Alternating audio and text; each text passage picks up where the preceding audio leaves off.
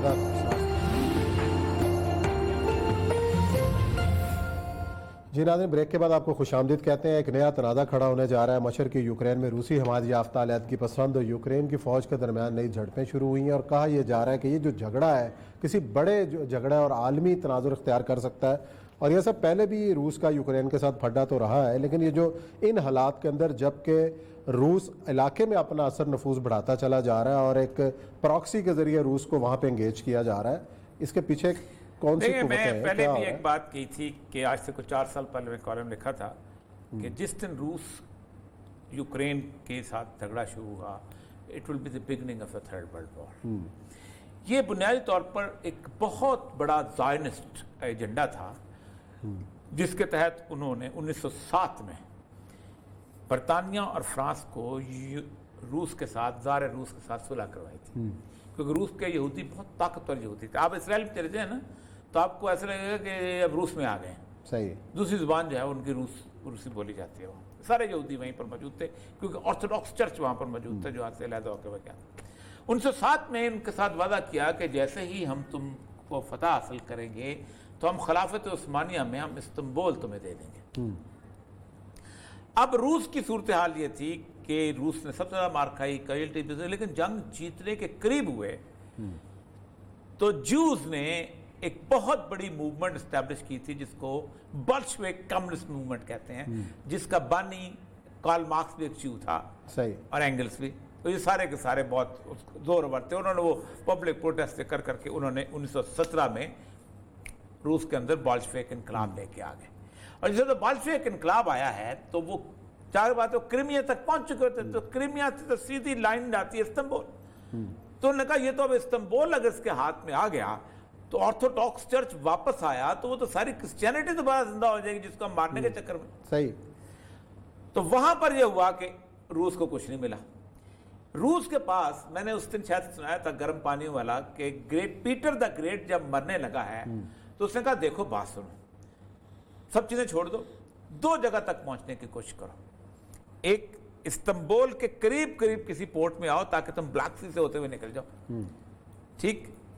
قرآن اس کے بارے میں کہتا ہے این حمیہ، یہ بہت یہ ایگزیکٹلی رسول اللہ صلی اللہ علیہ وسلم کی جو آغاز ہے بتایا گا اس کے مطابق ہونے ہو رہا ہے۔ دوسری طرف انہوں نے کہا تھا انڈیا کی طرف یعنی یہاں کوادر پہنچے، لیکن ہوا یہ کہ جس وقت اسرائیل وہاں پر بن گیا تو یہ سارے یہودی وہاں پہنچا کے گئے، تو انہوں نے ایک یوکرین چونکہ ایک آزاد ریاست تھی جس کے اوپر پولینڈ کو ناراض کر کے روس نے قبضہ کر لیا ہوا تھا، 7 نیکس کر رہا تھا لیکن آزاد حیثیت دی ہوئی۔ تو روس کے ایک بندرگاہ ہے جو کریمیا میں، تو کریمیا جو ہے اس کو 1954 میں دے دیا۔ جب وہ دے دیا تو دینے کے بعد that is the only naval port for Russia. اب اس کے بعد 1992 میں جب رشیا ٹوٹا ہے، اس کے برے حال ہوئے ہیں، سب کچھ ہوا ہے، تو اس کے ساتھ انہوں نے وہ کریمیا کو اس کے سر کے ساتھ بٹھا لیا، اور اب پہلا کام انہوں نے یہ کیا کہ یوکرین جو تھا اس کے اندر انٹرفیئرس کرنے شروع کیا، اور یوکرین میں سب سے بڑا کہ آزاد ملک تو ہو گیا لیکن اس کی حکومت پرو رشیا تھی۔ تو پھر جوز کا ایک خاص ٹیکنیک ہوتا ہے پبلک پروٹیسٹ، سپائز بھیجتے ہیں، کلرز بھیجتے ہیں، لوگ بھیجتے ہیں، پبلک کو پیسہ لگاتے ہیں پبلک پروٹیسٹ سے۔ اس میں ہوا یہ کہ اس کا جو الیکٹڈ پریزیڈنٹ تھا وہ ملک سے بھاگ گیا، صحیح، اور امریکہ نے اس نئی حکومت کو جو دھرنے سے آئی تھی اس کو تسلیم کر لیا اور روس کو نہیں کرنے دیا۔ اور اس کے ساتھ ہی روس نے یہ کیا کہ پیوٹن، اب یہاں پلان فیل ہوتا ہے جیوز کا جو اللہ تعالیٰ کی وزڈم آتی ہے نا وہاں پر، کہ روس نے کرمیا میں جا کے وہ کرا دیا ریفرینڈم، اور جب ریفرینڈم ہوا تو انہوں نے ساروں کا روس واپس جانا چاہتے ہیں، ہم تو روس کے علاقے کے ہیں۔ وہاں سے 2014 میں وہ لڑائی بلٹ اپ ہوئی۔ رسول اکرم صلی اللہ علیہ وآلہ وسلم کی 2 حدیثیں میں اب ٹائم لائن کے ساتھ آپ کو بتاتا ہوں، اور تب آپ کو اندازہ ہوگا کہ اگر یہاں جنگ چھڑی ہوئی تو سمجھو ہم ملامت الکبریٰ بڑی وار میں آ جائیں۔ 3 لائنیں بتائیں آپ نے، فرمایا عمران البیت المقدس خراب الیسرب، بیت المقدس آباد ہوگا، سینٹر سٹیج بنے گا، دنیا کی ٹاپ پہ آئے گا، مدینہ ویران ہو جائے گا۔ خراب الیسرب ملامت الکبریٰ، مدینہ کی ویرانی ہوگی، نئی جنگ کا آغاز ہو جائے گا۔ ملامت الکبریٰ یفتح قسطنطنیہ، قسطنطنیہ دوبارہ فتح کرے۔ مطلب یہ ہے کہ مدینہ کی ویرانی سے پہلے جو لڑائی ہوگی اس میں قسطنطنیہ مسلمانوں کے ہاتھ سے چلا جائے گا، ٹھیک؟ उस नाटो को बता, नाटो का ऐसा है, रूस ने जब नाटो से जंग चले तुर्की को बख्शना थोड़ा उसने, रूस ने। ठीक। दूसरी हदीस जो बड़ी कमाल है, आपने फरमाया सल्लल्लाहु अलैहि वसल्लम, जिनकी हर पेश कोई सही साबित हुई है, कि याद रखो मदीना की खराबी मलमतल कुबरा का आगाज और दज्जाल के निकलने में सिर्फ 7 महीने लगेंगे, ओनली 7 months टाइम। यानी इतनी तेज ये जंग होगी जिसमें सैयदना इमाम महदी भी आएंगे और सब कुछ, सारे इवेंट जो हैं, और आखिर में दज्जाल आएगा जिसके बारे में। तो अब बैतुल मक़दस तो आबाद हो चुका हुआ है, ठीक है। इस्तांबुल की तरफ वार अब देखें, इस्तांबुल पे नेटो की फाइट होनी है, देखिए किसके हाथ में आता है, क्योंकि वो यूरोप के 80 झंडे जो हैं वो उसमें, तो ये we are at the brink of third world war. इसमें 2 ही महाज हैं जो सैयदुल अंबिया ने बताए हैं, एक वो महाज है जो शाम और यूरोप का बनेगा, एक ये महाज है जो हिंद का बनेगा, जहां पर परचम हिंद के जहाज के बांग्लादेश में भी लहराए जा रहे हैं। रोहिंग्या की, आज मुझे एक लेटर एक बच्चे ने रोहिंग्या से भेजा है कि हम अपने मुल्क में बदमना, लेकिन हम जहाज हिंद के लिए तैयारी कर रहे हैं हर तरफ से, और यहाँ तो है ही है। ये ऐसी कैफियत है जिसमें इंसान साथ किसी भी वक्त कुछ भी हो सकता है, और सिर्फ एक चिंगारी बटन सही। और अमेरिका ने उस नई हुकूमत को जो धरने से आई थी उसको तस्लीम कर लिया, और नई रूस को नहीं करने दिया।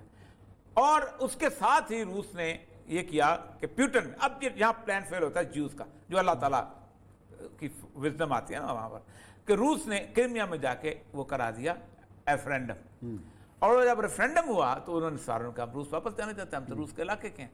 वहां से 2014 में वो लड़ाई बिल्टअप हुई। रसूल अकरम सल्लल्लाहु अलैहि वसल्लम की 2 हदीसें मैं अब टाइमलाइन के साथ आपको बताता हूं, और तब आपको अंदाजा होगा कि अगर यहां जंग छिड़ी हुई तो समझो हम मलमतुल कुबरा बड़ी वॉर में आ जाए। 3 लाइनें बताई आपने, फरमाया अमरान अल बैतुल मक़दस खराब अल यसरब, बैतुल मक़दस आबाद होगा, सेंटर स्टेज बनेगा, दुनिया की टॉप पे आएगा, मदीना वीरान हो जाएगा। खराब अल यसरब मलमतुल कुबरा, मदीना की वीरानी होगी, नई जंग का आगाज हो जाएगा। मलमतुल कुबरा यफ्तल कुस्तुनतुनिया, कुस्तुनतुनिया दोबारा फतह करे। मतलब ये है कि मदीना की वीरानी से पहले जो लड़ाई होगी उसमें कुस्तुनतुनिया मुसलमानों के हाथ से चला जाएगा, ठीक। उस नाटो को बता, नाटो का ऐसा है, रूस ने जब नाटो से जंग चले तुर्की को बख्शना थोड़ा उसने, रूस ने। ठीक। दूसरी हदीस जो बड़ी कमाल है, आपने फरमाया सल्लल्लाहु अलैहि वसल्लम, जिनकी हर पेश कोई सही साबित हुई है, कि याद रखो मदीना की खराबी मलमतल कुबरा का आगाज और दज्जाल के निकलने में सिर्फ 7 महीने लगेंगे, ओनली 7 months टाइम। यानी इतनी तेज ये जंग होगी जिसमें सैयदना इमाम महदी भी आएंगे और सब कुछ, सारे इवेंट जो हैं, और आखिर में दज्जाल आएगा जिसके बारे में। तो अब बैतुल मक़दस तो आबाद हो चुका हुआ है, ठीक है। इस्तांबुल की तरफ वार अब देखें, इस्तांबुल पे नेटो की फाइट होनी है, देखिए किसके हाथ में आता है, क्योंकि वो यूरोप के 80 झंडे जो हैं वो उसमें, तो ये we are at the brink of third world war.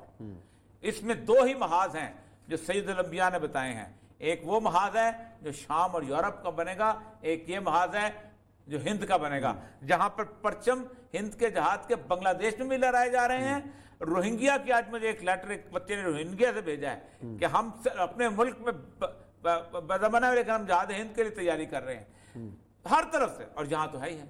ये ऐसी कैफियत है जिसमें इंसान साथ किसी भी वक्त कुछ भी हो सकता है, और सिर्फ एक चिंगारी बटन तो खैर दब चुका है, अब देखें क्या होता है। नाज़रीन लेते हैं ब्रेक के बाद आएंगे और जिक्र करेंगे डॉक्टर इसरार अहमद मरहूम का।